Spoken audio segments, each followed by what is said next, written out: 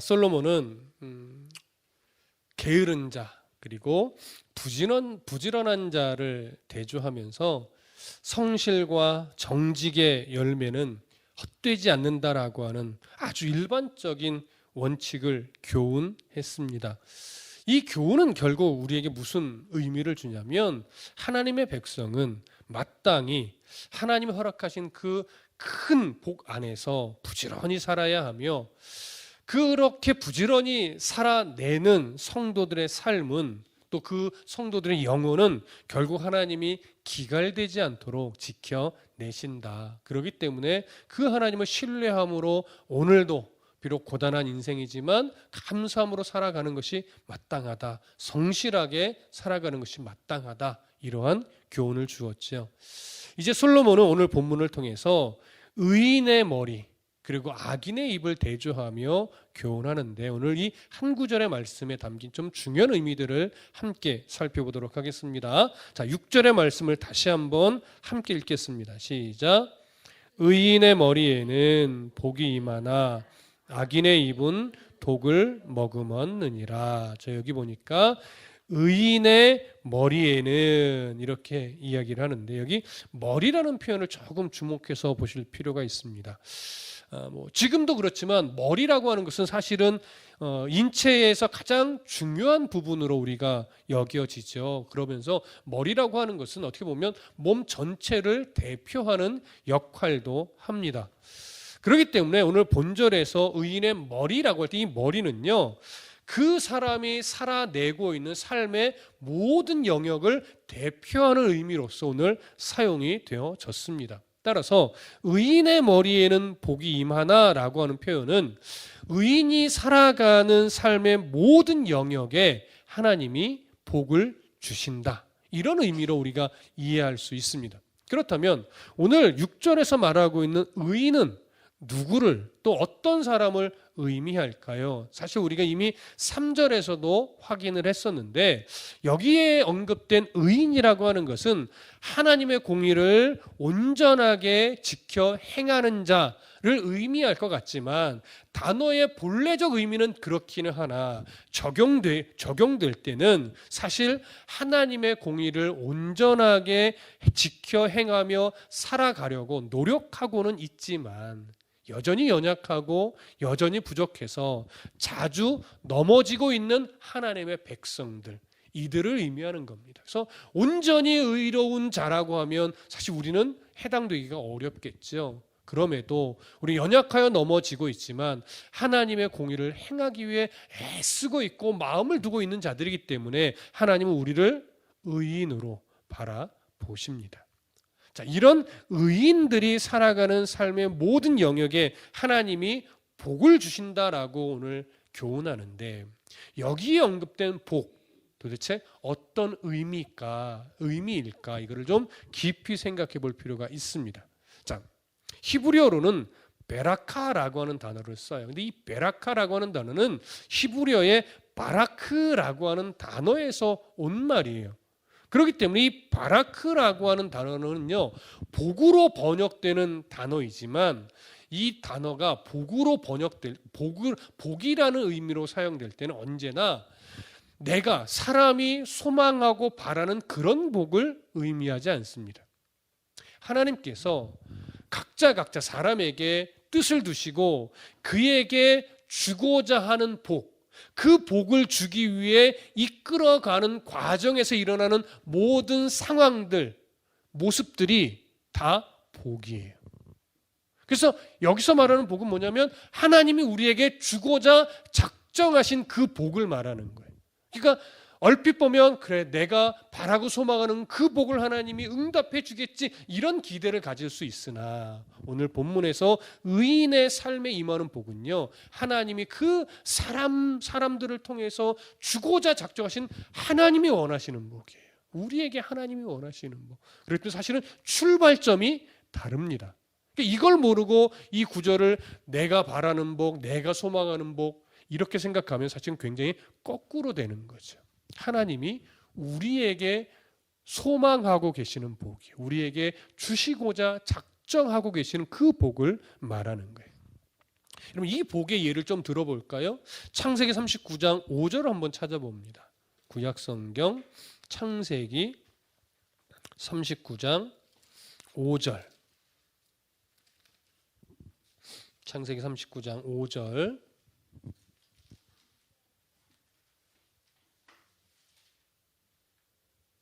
자, 함께 읽습니다. 창세기 39장 5절 함께 읽습니다. 시작. 그가 요셉에게 자기의 집과 그의 모든 소유물을 주관하게 한 때부터 여호와께서 요셉을 위하여 그 애굽 사람의 집에 복을 내리심으로 여호와의 복이 그의 집과 밭에 있는 모든 소유에 미친지라. 자, 이 5절을 보니까 복이라는 단어가 두 번이나 연속적으로 사용되었습니다. 그런데 이 복이 여호와께서 요셉을 위하여 베풀어 주신 복이에요. 근데 이 복의 결과로 인해 누가 부자가 됐어요? 요셉이 아니고 요셉의 주인인 보디발, 애굽의 장관 보디발이 부유해졌어요. 그럼 이게 요셉에게 복일까요? 표면적으로 보면 복이 아니죠. 여전히 요셉은 그냥 억울하게 팔려온 노예일 뿐이에요. 근데 그런 노예의 삶을 살아가고 있는 이 요셉을 위해서 하나님이 복을 주셨는데 정작 부자는 덕을 본 건 요셉이 아니고 보디발이란 말이죠. 그럼 이게 무슨 복이냐? 이게 무슨 요셉을 위하여 주신 복이냐? 우리가 인간적인 시선으로만 바라보면, 나의 만족과 유익이라고 하는 기준으로 바라보면 이건 복일 수가 없어요. 그러나 하나님이 요셉에게 작정하신 그 복을 주기 위해서 여전히 그의 삶을 붙잡고 이끌어가는 과정에서 일어난 일로 보면 이건 복일 수밖에 없어요. 분명히 고난이에요. 억울하게 팔려 노예가 됐어요. 이후엔 또 억울하게 누명을 쓰고 감옥에도 갇히죠. 그러나 이것은요, 하나님이 능력이 모자라서 그렇게 놔둔 것도 아니고 하나님이 요셉을 단순하게 고생시키는 것도 아니에요. 사람의 악함으로 말미암아, 형제들의 악함으로 말미암아 노예로 팔리긴 했으나 하나님은 그 인간의 완악함으로 이루어진 그 말도 안 되는 상황에 마저도 역사하시고 섭리하셔서 요셉을 통하여 그 야곱의 가문이 기근 때 살아나고, 또 야곱의 가문 중에 특별히 예수 그리스도의 조상이 될 유다의 가문을 또 살려낸 그 역할을 훗날 하기 위해서, 그 역할로 요셉을 사용하기 위해서 지금 그의 힘겨운 상황들을 여전히 함께 하시며 섭리하고 있는 거예요.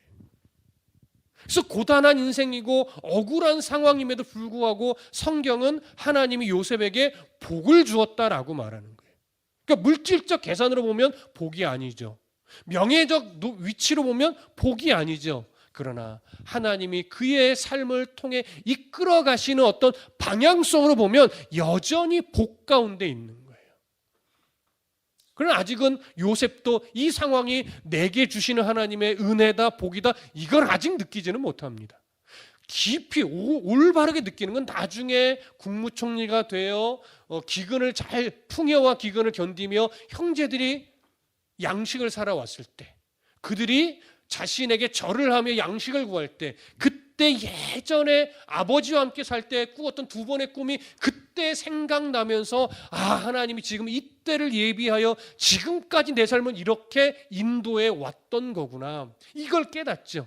그걸 깨닫는 순간 지나왔던 모든 억울했던 삶의 순간순간들이 더 이상 억울했던 상황이 아니라 그게 복으로 인도해가는 과정이었다. 이걸 요셉이 깨달아요.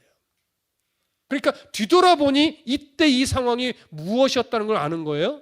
복이었다는 걸 아는 거예요. 여러분, 그리스도인의 삶이 똑같습니다.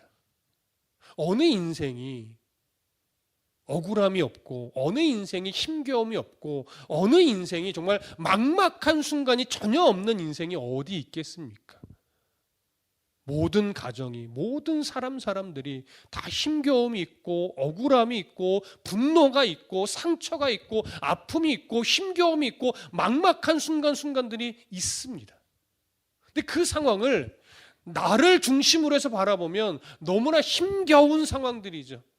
너무나 도망치고 싶은 상황들이죠. 없었으면 하는 상황들이죠.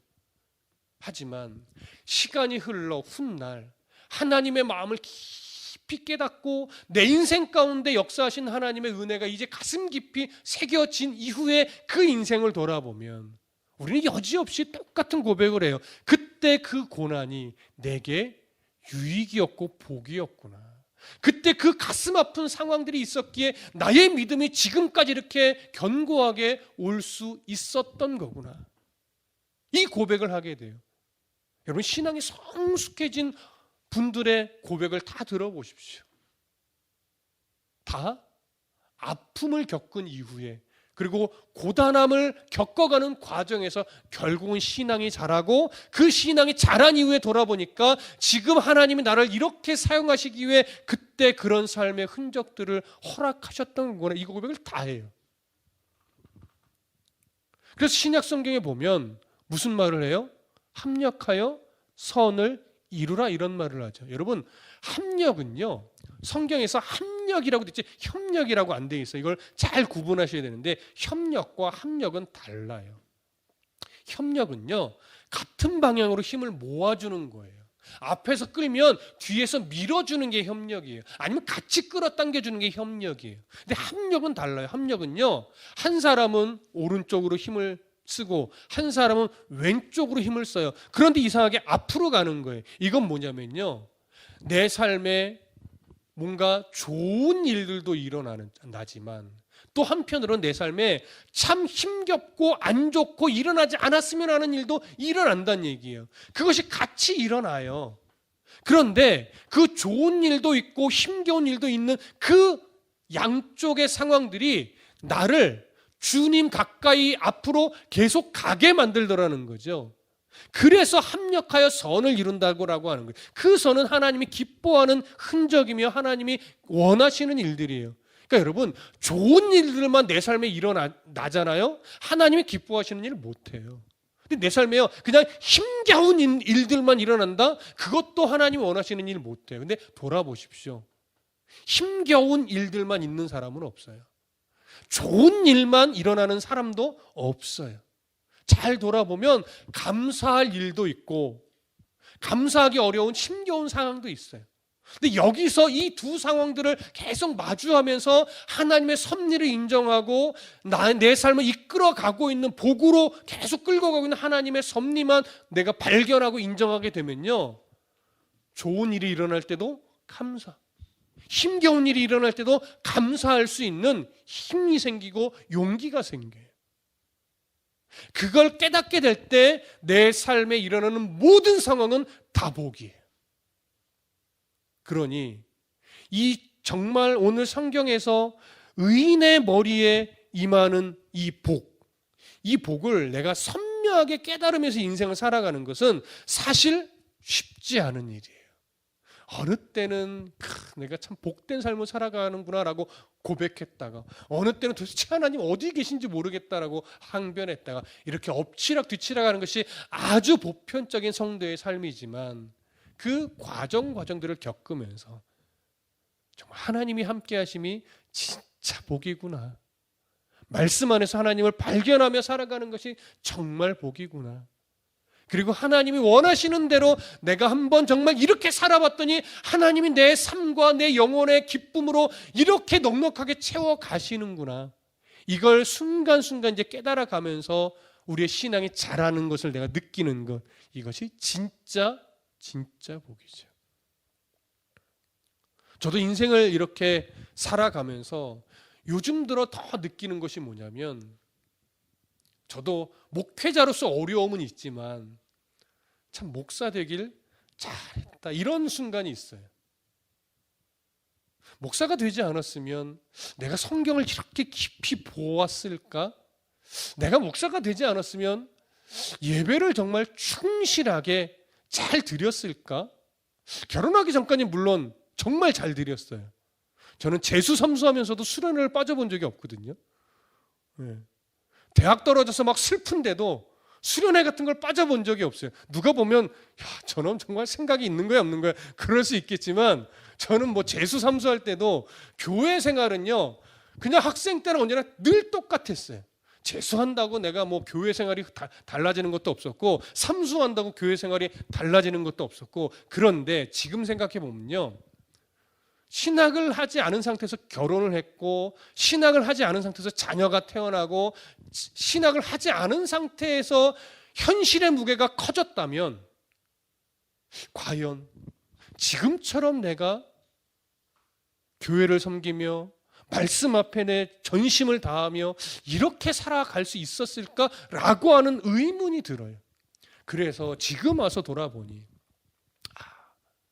참 정말 가진 것 없이 공부하고 가진 것 없이 교회를 세우고 가진 것 없이 지금까지 왔지만 이게 정말 복이었고 풍요로운 것이었구나. 그래서 지금에서 보니 내 영이 한 번도 기갈된 적이 없던 걸 이제 알게 되는 거예요. 금전적으로는 늘 부족해 왔죠. 지금도 뭐 제가 넉넉할 수 있겠습니까? 하지만 말씀 안에 거하며 늘 돌아보면 개척을 한 이후에도 그렇고 한 번도 영적으로 기갈됐던 적이 없는 거예요.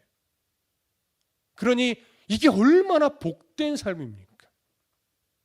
어떻게 보면 개척하여 말씀과 씨름하며 하나님이 보내시는 성도들 한 사람 두 사람 이렇게 만나게 되면서 그들과 함께 신앙생활하는 해본 사람만이 어떻게 보면 누릴 수 있는 복이죠. 그래서 너무 감사해요. 이것은요 말씀이 내 안에 도전을 준 대로 정말 살아내 봐야 알 수 있어요. 근데 말씀으로는 뭔가 도전이 되는데 겁이 나고 염려가 돼서 말씀이 내 안에 깨닫게 해주시는 대로 살아내지 못하잖아요. 결국 못 느껴요. 그거 어떻게 느껴요? 말씀이 이끄시는 대로 못 살아봤는데. 피 흘리기까지 싸우라 이게 뭐예요? 피 흘리기까지 싸워보면 결국 승리 주신 하나님을 경험할 수 있는데 피 흘리기까지 싸워야 되는 걸 알면서 피 흘리는 게 겁이 나서 안 싸우면 그렇게 승리를 주신 하나님을 경험하지 못한다는 거예요. 그래서 오늘요 의인의 머리에 복이 임한다라고 하는 것은 사실 어떻게 보면 굉장히 간단하지만 내 삶에 늘 적용하며 살아나기는 내기는 정말 어려운 거예요. 왜냐하면 우리의 속사람은 늘 내가 바라고 원하는 복이 너무 많거든요.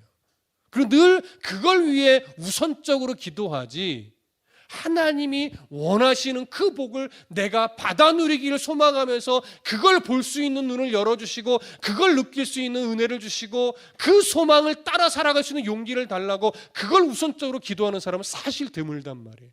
근데 놀랍게 성경에 보면요 나의 만족과 유익을 위한 복을 구하지 않고 내 삶에 하나님이 원하시는 복을 내가 한 톨도 놓치지 않고 누리기를 소망하며 기도했던 인물이 나와요. 그게 누굴까요? 그게 야베스예요.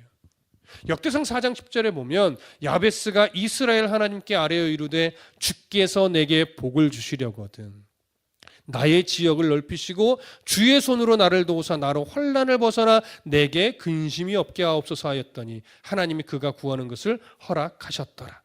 여기에 언급된 내게 복을 주시려거든 이 복이 바라크예요. 야베스가 소망하는 복이 아니에요. 야베스가 이게 몇 살 때쯤 한 기도인지는 알 수 없으나 야베스가 이 기도를 할 때요 야베스는 하나님을 바라보면서 내 인생 속에 하나님이 내게 주시고자 하는 그 복이 있을 텐데 내가 환경 탓하느라고 그 복을 누리지 못하고 내가 상황에 매여서 하나님이 주시고자 하는 복을 누리지 못하는 그런 어리석은 자가 되기를 원하지 않는다라고 말하는 거예요. 내 지경을 넓혀달라 이런 표현은요 다 뭐냐면요 나의 그 이 불행한 상황이 변명이 되거나 빌미가 돼서 하나님의 복을 바라보지 못하고 현실에만 매여서 내가 내 어리석은 삶을 살아가지 않게 해주십시오. 비록 내 삶에 내 땅이 황폐하고 내 삶이 너무나 비참한 어려운 상황에 놓여 있지만 내가 그것을 변명하지 않고 하나님이 주시는 복을 다 다 받아 누리기 위해 오늘 하나님 앞에서 성실하게, 오늘 하나님 앞에서 정직하게, 오늘 하나님 앞에서 최선을 다해서 주님과 동행하며 살아갈 수 있도록 그런 지혜를 주십시오. 그런 복을 내가 다 받아, 인생 가운데 다 받아 누리기를 소망합니다. 이게 야베스가 바라는 복이란 말이에요. 그래서 우리가 야베스의 기도를 바라보면서 항상 내 소망을 꿈꾸는 것은요, 성경을 잘못 보는 거예요. 야베스가 구하는 복처럼 내가 소망하는 복을 내려놓고 내 인생을 통해서 하나님이 원하시는 복을 내가 바라볼 수 있도록, 그걸 느낄 수 있도록, 그리고 그 복이 진정 나의 삶에 진짜 의미 있는 복임을 내가 깨달아 알 수 있도록 그것을 구하는 기도가 되셔야 돼요. 그러면 야베스처럼 기도하시는 성도가 되는 겁니다. 솔로몬은 바로 이러한 복을 받아 누리는 그러한 의인의 삶이 되기를 교훈하고 있는 겁니다. 그러면서 이제 어떠한 교훈으로 연결을 하냐면 악인의 입은 독을 머금었느니라 이렇게 말해요. 그럼 여기 언급된 악은 누구겠습니까? 하나님의 공의를 행하지 않는 자죠. 또 부도덕하여 온갖 죄를 짓는 자도 포함이 되겠죠. 또한 세상적 죄를 짓지 않는다 할지라도요, 하나님과 상관없이 살아가는 것, 이것이 오늘 본문에서 말하는 악인입니다. 모든 삶의 중심에 하나님이 없다면 그건 악인의 삶을 살아가는 거예요. 그러면 악인의 입에 있는 독은 뭘까요? 히브리어로는 하마스라고 하는데 이것은요, 폭력이나 악을 뜻하는 좀 강력한 의미의 단어예요. 그래서 악인의 입에는요, 결국 폭력과 악이 가득 차 있는데 그것이 우리의 생명을 해치는 독과 같은 역할을 한다는 거예요. 그러니까 하나님이 없이 내 소견에 오른 대로만 살면 그 삶을 통해 뭔가 이 세상에서 풍요롭게 성공적인 인생을 살아갈 것 같지만 사실 그것은 나를 죽이는 독과 같다라고 하는 것이죠. 그런데 잘 보세요. 여기 악인의 입은 독을 뭐 했대요? 머금었느니라 이렇게 번역을 했죠. 이 머금었느니라라고 번역된 히브리어가 카사라고 하는 단어인데 이게 본래 의미는 뭐냐면 숨기다, 덮어두다 이런 의미예요. 그럼 숨기다라는 의미가 본문에서는 어떻게 적용이 되냐면 악인의 입은 독을 숨기고 있다 이런 의미가 돼요. 그러면 조금 더 풀어보면 악인의 입은 폭력과 악을 숨겨서 뭔가 되게 멋진 것처럼 되게 옳은 것처럼 숨기고 있다 이렇게 의미가 되는 거죠. 그러면 그것이 좋은 것으로 포장되어 있으니까 악인의 입에 있는 독을 내 안에 쌓고 쌓으면 처음에는 입에 들어갈 땐 굉장히 달고 좋은 것처럼 여겨지나 그 독은 결국 우리를 뭐 하는 역할로 결국은 폭발을 해요? 멸망의 길로 달려가게 만드는 그런 폭발이 일어나는 거예요. 자신에게도 결국은 복이 되지 못하고 타인에게도 결국 복이 되지 못합니다. 하나님의 복을 누리지 못하는 결과를 만들어내는 거죠. 하지만 세상에서는 바로 그렇게 악인의 입에 머금고 있는 독을 굉장히 멋진 것으로, 굉장히 아름다운 것으로 그렇게 자꾸 왜곡시켜 포장합니다. 많은 드라마가 그런 독을 사실은 머금고 있어요. 그러니까 우리가 드라마를 보는 것 자체가 나쁜 것은 아니지만 그런 독처럼 그 안에 조금씩 머금고 있는 그런 잘못된 가치관은 절대 분별하면서 보실 수 있으셔야 됩니다. 그렇지 않고 그대로 내 안에 수용해 버리면 하나님이 싫어하는 그런 가치관들이 독처럼 숨어서 내 안에 쌓여서 그것으로 인해 우리가 하나님이 기뻐하지 않는 흔적을 만들어낼 수도 있다라고 하는 것, 우리 이걸 잘 생각하셔야 됩니다. 그래서 악인의 입을 우리가 제대로 분별하지 못하면 결국 하나님이 주시고자 하는 복을 때로는 우리 나도 모르게 거절하게 되고 하나님이 주시고자 하는 복의 가치를 또 보지 못하게 되는 일도 생깁니다. 그러면서 내 욕망을 이루는 것을 최고의 복인 것처럼 최고의 가치인 것처럼 추구하며 살아가는 그런 어리석음을 가지게 되기도 하죠.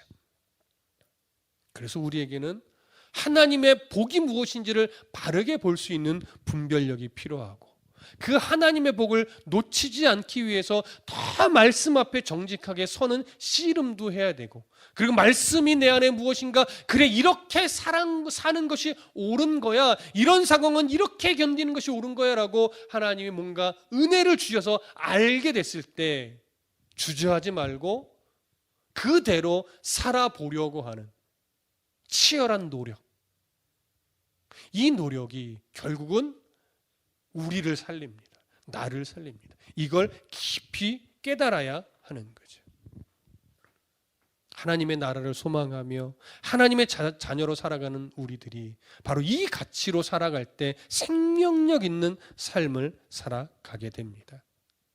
근데 이 가치를 또 놓치고 나를 높이려고 타인에게 비수와 같은 말을 자꾸 꽂으며 나의 만족과 유익을 위해 늘 거짓과 불의와 타협하는 그런 인생이 되면 그 잠깐은 좋은 일이 일어나는 것처럼 여길 수는 있으나 결국 그것이 나에게 도구로 작용한다는 이 분별력을 잘 가지셔야 돼요.